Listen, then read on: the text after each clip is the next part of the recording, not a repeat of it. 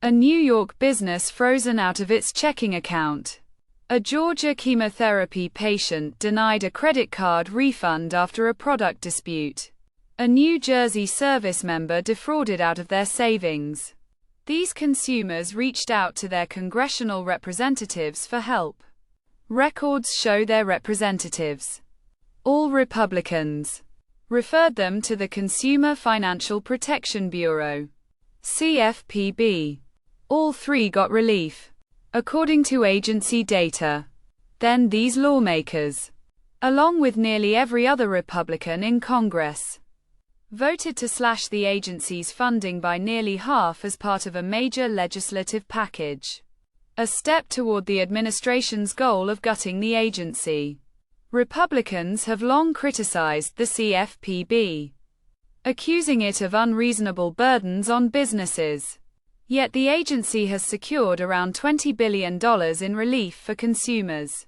Data shows many Republican members of Congress who targeted the CFPB for cuts have collectively routed thousands of constituent complaints to the agency.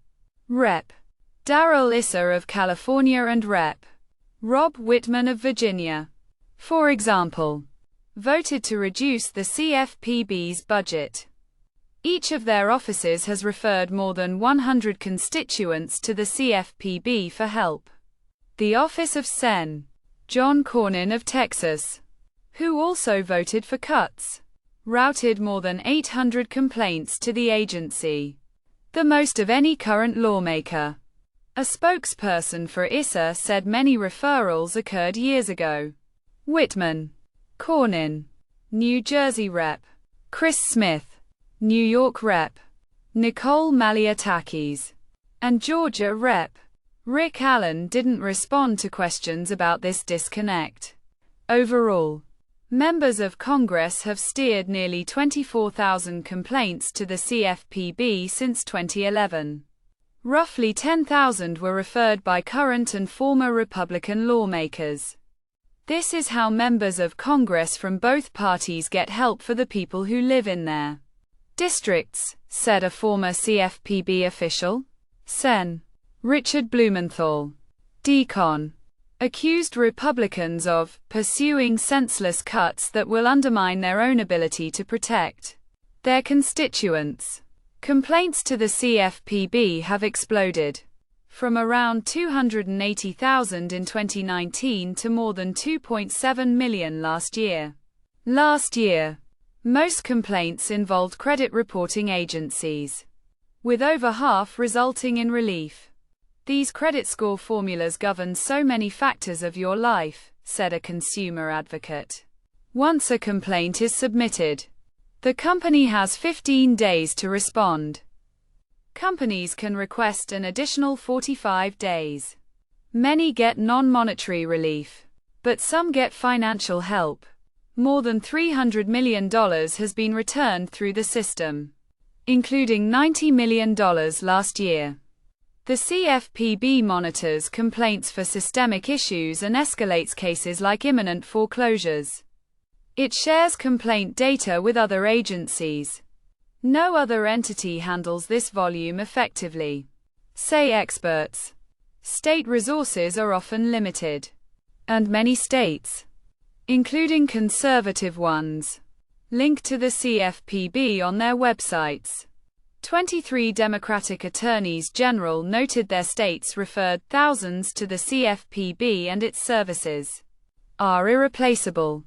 The system lessens the burden on congressional offices, but Republicans still pursued deep cuts. The CFPB is funded by the Federal Reserve for Independence. Initially, Republicans pushed for a 70% cut in the House. The Senate Banking Committee tried zeroing it out. The final law cut funding by around 46%. Lawmakers who voted for the bill referred about 3,400 complaints to the agency, covering debt, mortgages, and scams. Their constituents expressed desperation and frustration. The Senate Banking Committee chair claimed the cuts wouldn't affect mandatory functions like complaints. However, Experts said the cuts will likely hinder effectiveness. If you starve the system, it cannot provide the benefits, a consumer advocate warned. Administration efforts to hobble the CFPB hint at what may come.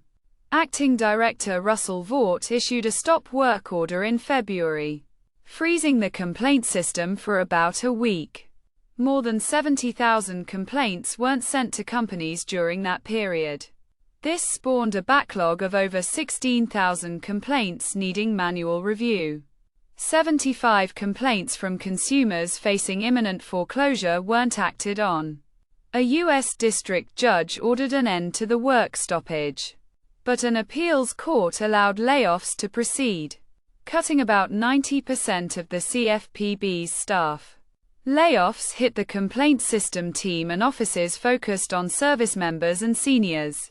The CFPB has fielded over 440,000 complaints from service members and families since 2011. Over 100,000 with relief. The CFPB's chief legal officer said the agency was assessing how to fulfill duties as a smaller operation, focusing on protecting service members, tangible consumer harm, and intentional discrimination.